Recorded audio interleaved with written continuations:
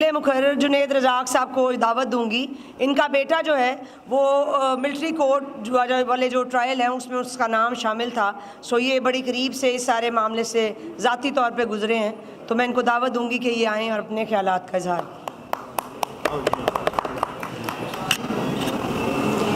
बिस्मिल्लाहिर्रहमानिर्रहीम। मैं सबसे पहले दोनों जो करारदादें पेश हुई हैं और जिन इश्यूज़ पे हुई हैं उन इश्यूज़ को कंडेम करता हूं और करारदादों को स्ट्रांगली सपोर्ट करता हूं। मैं एक सिंपल सेंटेंस में इजहार कर देता हूं अपने फीलिंग्स का, और बार ने जो रोल अदा किया, I feel highly proud of to be the member of Lahore high court bar association.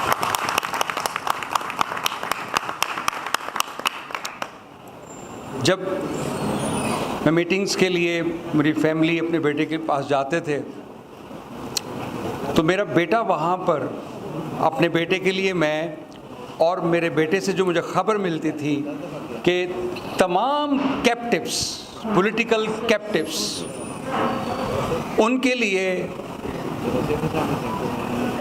Junaid Razzaq advocate, Lahore high court bar, supreme court bar had become the only ray of hope for their freedom.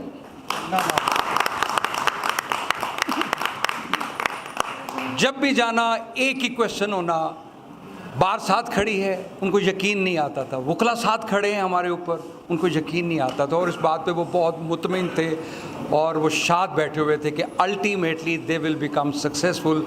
पिछले Thursday जो meeting थी उसमें मैं यकीन से कह के आया था, मैं पूरी यकीन हूँ पिटिशन फिक्स हो गई है जो मैंने अर्ली हियरिंग की दी है स्टे एप्लीकेशन के साथ, और ये 1 या 2 दिन में डिसाइड हो जाएगी। और पूरी बार, और मैं स्पेशली एक छोटी सी बात आपके सामने शेयर करता हूँ। शुरू के दिनों में मैं बहुत डिप्रेस था। एक रोज़ मैं इसी क्यानी हाल से गुज़र रहा था, एक आवाज़ आई मुझे, इधर दोस्त बैठते हैं हमारे बड़े ही मोहतरम बड़े भाई, उनकी आवाज़ आई, मैंने उनकी तरफ देखा तो वो सीधे आए, आते उन्होंने मुझे गले लगाया, उन्होंने कहा आपका बेटा आपका नहीं, वो पूरी बार का बेटा है, वो हमारा बेटा है। वो मेरे बड़े भाई आबिद साकी साहब थे।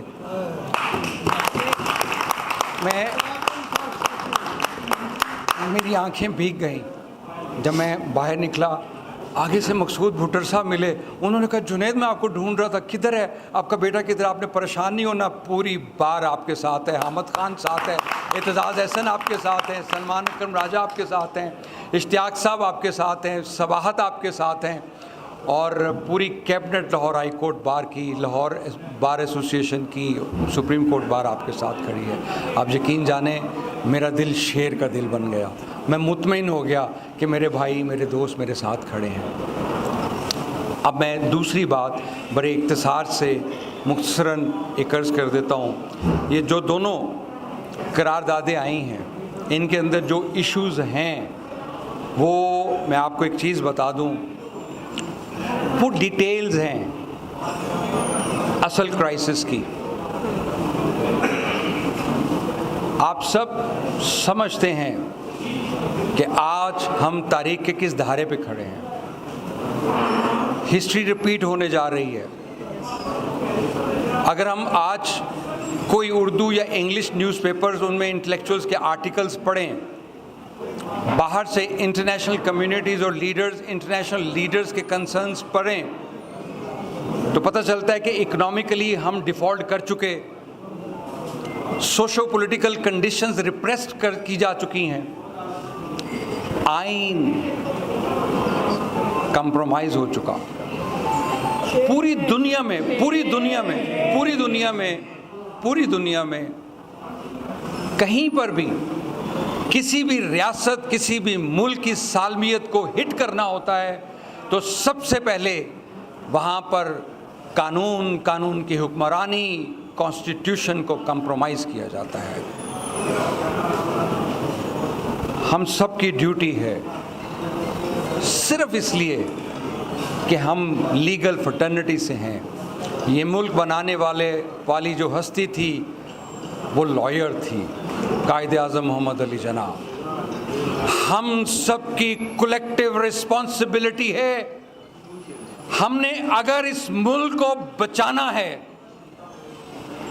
तो हमें सिर्फ और सिर्फ एक ही काम करना है, हमें आइन को बचाना होगा। अगर हम आइन को उसकी असल फॉर्म में, उसकी असल हैत में, उसके तमाम एस्पेक्ट्स के साथ, जो फंडामेंटल राइट्स हो, 90 दिन के इलेक्शंस हो, वो ड्यू प्रोसेस ऑफ लॉ हो, वो सिविलियन का ट्रायल सिविल कोर्ट में हो, या कोई भी मामला हो, उसकी सब डिटेल्स हैं। अगर हम नाकाम हुए, आम शहरी कायदे आज़म का मकरूज नहीं होगा, ये बार मकरूज होगी। हम रोज़े महशर कायदे आज़म के सामने हम आंखें उठा के नहीं बात कर सकेंगे। हम सबको कलेक्टिव रिस्पॉन्सिबिलिटी अपने शोल्डर पर सजा कर निकलना होगा, अपने सर पर कफन बांधना होगा। आप क्या समझते हैं, तमाम पेरेंट्स में से एक पेरेंट ने पिटीशन फाइल की, मुझे खौफ नहीं होगा, मेरी बेटियां नहीं है, मेरी फैमिली नहीं है, या अल्लाह, सिर्फ मैं अपने बेटे के लिए निकला था। खुदा की कसम, मेरा अल्लाह गवाह है, न मैं पहले अपने बेटे के लिए सिर्फ निकला था, न मैं आज अपने बेटे के लिए निकला हूं। इश्तियाक भाई, सबाहत बहन, मेरे भाई, आप बार के लीडर हैं, मैं दो टोक में आवाज में कहता हूं, अगर बार ने कॉन्स्टिट्यूशन बचाने की जिम्मेदारी ना ली, 2024 के दिसंबर तक सानिया ढाका हो चुका होगा। जब रियासत जो मां है वो अपने दर्जे से नीचे आ जाए, वो साजिश में मुलव्वस हो, इस रियासत का हीरो ना रहे, बिटवीन द लाइन बात कर रहा हूं, तो वो रियासत बच नहीं सकती। तय वक्त के इस कौम के गयूर नौजवान और वुकला लीड करते हुए बाहर निकलें, किसी सियासी पार्टी की तरफ मत देखें, सिर्फ एक चीज कंसीव करें, आज कायदे आज़म जिंदा होते तो वो क्या करते। बस मेरा यही एक क्वेश्चन है आपके सामने।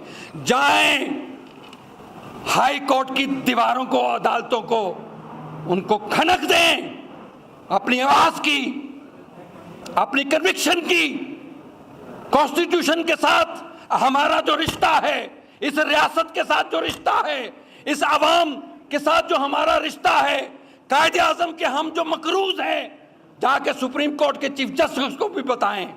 वो बार की लीडरशिप को ही करना होगा। हम आपके सिपाही हैं, हम आपके बाजू हैं, ये कट जाएंगे, झुकेंगे नहीं। बहुत शुक्रिया। सबसे पहले मैं अफजाल अजीम साहब पार्ट की करारदाद और member Punjab bar council Adeel Cheema साहब की करारदाद की तायीद करता हूं, और उसके बाद मैं जनाब प्रेसिडेंट इश्तियाक खान साहब, सेक्रेटरी जनरल सबात रिजवी साहब, फ़ाइनेंस सेक्रेटरी जनाब वड़ैच साहब और हाल में तशरीफ़ फरमा हमारे साबिक सदूर, इन तमाम का मैं शुक्रगुज़ार हूँ कि आज की इस करारदाद के लिए वो यहाँ तशरीफ़ लाए और उन्होंने हमारी हौसला अफजाई की।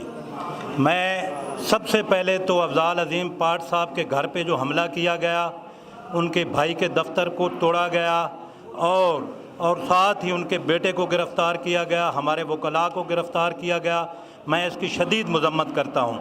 मैं साथ ये भी बताना चाहता हूँ कि जब हमने इजाज़त ली और हमें इजाज़त भी मिली, जगह का तयन भी हो गया, तो फिर क्या वजह है कि एक तरफ तो जलसे आम हो रहे हैं और एक तरफ हमारा कन्वेंशन जो कि एक वकील करवा रहा है, जो कि उस हलके का नुमाइंदा है, और वो वहाँ पर अपने वर्करों को इकट्ठा कर रहा है, वो अपना एजेंडा दे रहा है, वो अपना मंशूर दे रहा है, और रात को उसके घर पे शब खून मारा जाता है।